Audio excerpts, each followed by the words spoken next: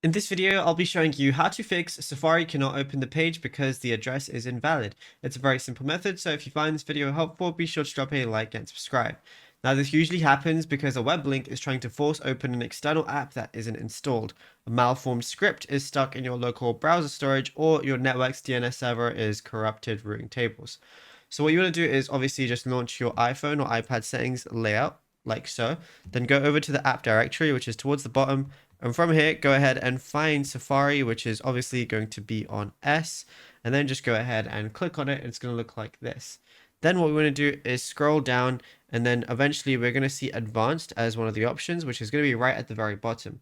Once you're in advanced, tap website data at the absolute top of the screen. And then once you click on it, it's going to all look like this.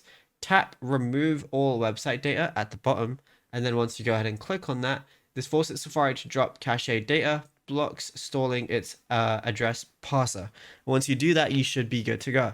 Now, if you found this video helpful, be sure to drop a like and subscribe, and check out all our other tutorials that we've been posting on the channel as well.